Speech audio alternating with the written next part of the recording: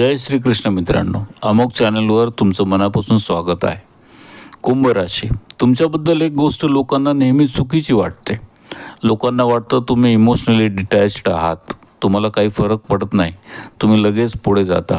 पण ऑनेस्टली सत्य अगदी उलटं असतं. तुम्ही फिलिंग्स खूप आतमध्ये ठेवता, तुम्ही पटकन अटॅच होत नाहीत.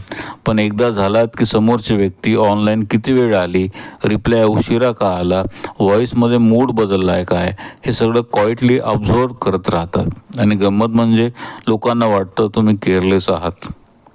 जून 2026मध्ये ही शांतता आतून थोडीशी तुटू शकते.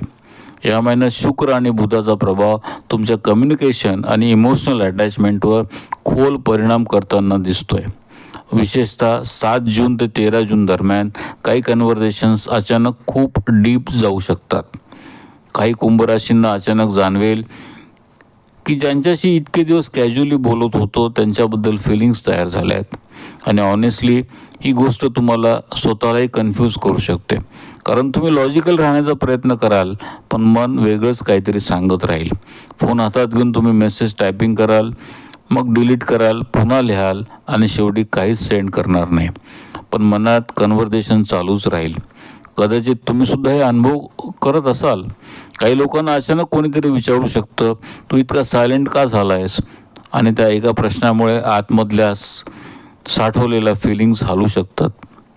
सिंगल कुंभ राशीसाठी फ्रेंडशिपमधून अट्रॅक्शन वाढू शकते. ही love at first sight type गोष्ट नसेल, तर हळूहळू तयार होणारा इमोशनल बॉन्ड असेल. Online chats, late night conversations, travel, seminar किंवा अचानक झालेल्या डीप डिस्कशनमधून अटॅचमेंट वाढू शकते.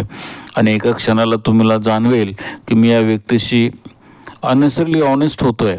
कुंभ राशी, तुम्ही सहज कोणासमोर ओपन होत नाही, म्हणून हे फिलिंग तुमच्यासाठी खूप मोठी असू शकते.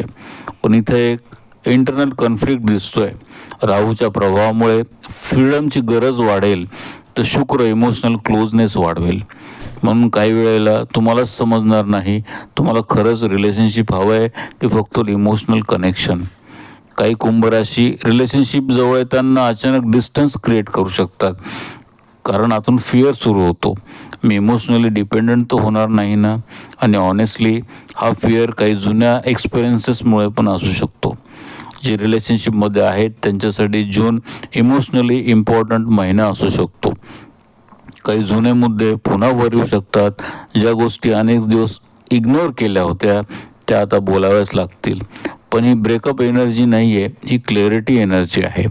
कारण काही गोष्टी रिलेशनशिपमध्ये बोलल्या नाहीत तर त्या हळूहळू डिस्टन्स बनवतात.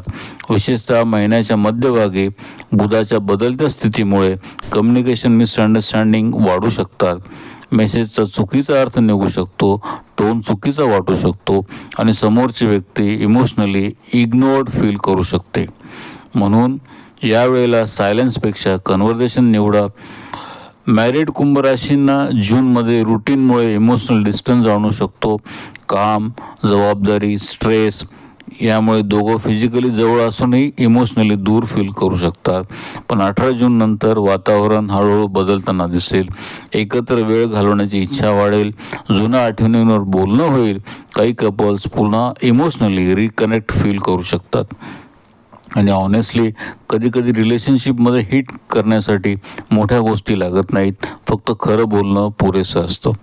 काही कुंभ राशींना जूनमध्ये अचानक क्लॅरिटी मिळू शकते. ज्या नात्यांबद्दल सतत कन्फ्युजन होते त्याचं उत्तर हळूहळू स्पष्ट होईल. काही लोकांना जाणवेल मी फक्त अटेन्शन शोधत होतो, प्रेम नाही. तर काही लोकांना उलट समजेल मी खरंच अटॅच झालो आहे, पण मी स्वतःपासून पळत होतो आहे. कुंभ राशी, तुम्ही जितके स्ट्रॉंग दिसतात तितके आतून सेन्सिटिव्ह आहात. आणि हा महिना तुम्हाला तुमची ही बाजू स्वीकारायला लावू शकतो. ओपन होणे हे विकनेस नसतं, तर ते खरं कनेक्शन तयार करतं. आणि कदाचित जून 2000 संपेपर्यंत तुमच्या आयुष्यातील एखाद्या रिलेशनशिपकडे पाहण्याचा दृष्टिकोन पूर्णपणे बदललेला असेल. दिवसभरात अनुभव आला तर या भविष्याची आठवण ठेवा आणि सबस्क्राईब करा. पुढच्या दिवशी पुन्हा भेटूया अमोक चॅनलवर. धन्यवाद.